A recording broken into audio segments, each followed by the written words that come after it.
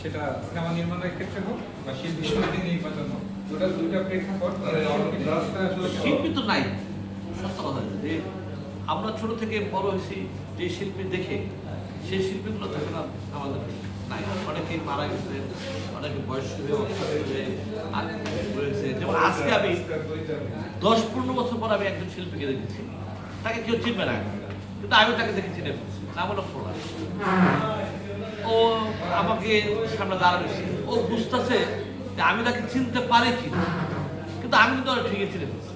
কেন ও একসঙ্গে আমাদের ছবিতে কাজ করছে, আমার মনের করে বসত করে ছবিতে কাজ করছে, আরও কি কি কাজ করছে। হ্যাঁ, অনেক সে শিল্পী হলো, তার মোটামুটি সে অবস্থা খুবই ভালো। হ্যাঁ, তো সে দাঁড়ায় আছে, আমি তারা চিনি, বাট আমি চিনে ফেলছি অনেক। তারপর আমি জিজ্ঞেস করলাম যে কি বলার আসো না কেন, কয় না ভাই এখন ব্যবসার জন্য ব্যস্ত, এখন আর এই পৃথিবীতে কিছু আছে যে আমি আসবো। সেম এইভাবেই মানুষ সরে গেছে। আর একটা কথা বিকল ভাই বলা হচ্ছে যে যে শিল্পীদের কাজ নেই তারাই শিল্পী সমিতি করে, এটা আসলে কি সত্যি?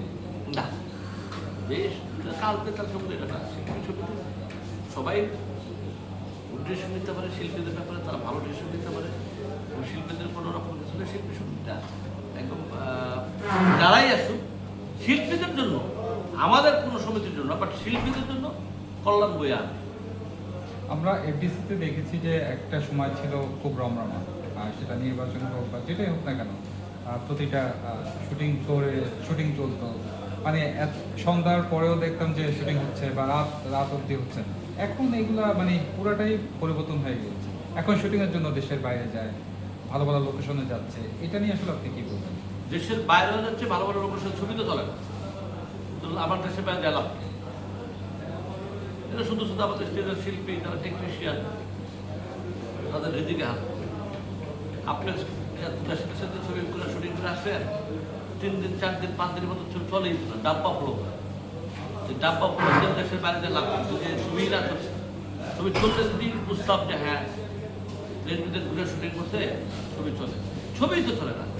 অতএব এগুলো মানুষের অভিশাপ আছে। হ্যাঁ, যে আমার শিল্পীরা না খেয়ে থাকবে, বাইরে শিল্পীরা কাজ করবে, বাইরে নে 2-4-5 জন দিতেই পারে না, আমার পুরো টিম, পুরো টেকনিশিয়ান অল ইজ বাইরে। হ্যাঁ, এটা আবার ঠিক। ভাই আপনার পরবর্তী সিনেমার পরিকল্পনা কি? আপনারা মনে দেখছেন আমি কানপুর সবার পত্রিকা অনেক নিউজ আছে, গুলশানের চামেলি আমার এবার ঈদের সিনেমা থাকে। এবার ঈদে আমার সিনেমা থাকবে, সিনেমার নাম হলো গুলশানের চামেলি।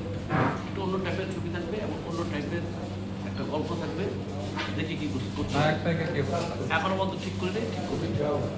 মানে আমরা সবসময় দেখে আসছি না, এবার একটু চেঞ্জিং থাকবে, নতুন যে একটু চেঞ্জিং থাকবে, মানে একটু চেঞ্জিং ইচ্ছাকৃতভাবে থাকবে, দেখি আমরা পারি কিনা। অনেক তো ছবি বানায় বলে মানে তারা অনেক বড় ডাইরেক্টর, বড় কিছু অনেক। আমরা তো ডাইরেক্টর চাই না, আমরা কিছু চাই না, আমরা ছোটো দিয়েই কাজ চেষ্টা করি। ইকবাল ভাই সবসময় চিল মুডে থাকেন, আমার একটু জানা যাচ্ছে যে আসলে কি আপনি মানুষটা এমন নাকি শুধু আমাদের সামনে এরকম নাকি বাসায় এরকম? না, আমি সবসময় এই স্টাইলই থাকি।